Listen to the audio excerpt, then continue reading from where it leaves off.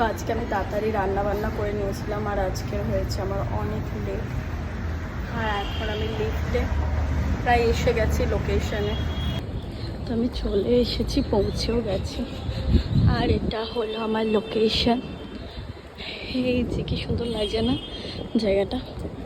যাই হোক, আমি এখন লিফটে যাব এখান থেকে।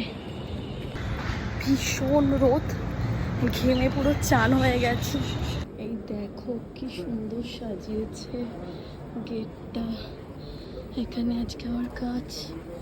একটা জিনিস তোমাদেরকে দেখাই, এই জায়গাটা এত সুন্দর লাগছে কি বলবো।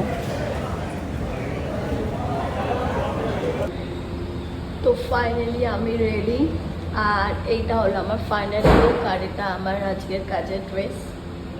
তো ব্যাস রেডি হয়ে গেছি, এখনো স্টার্ট হয়নি কাজ।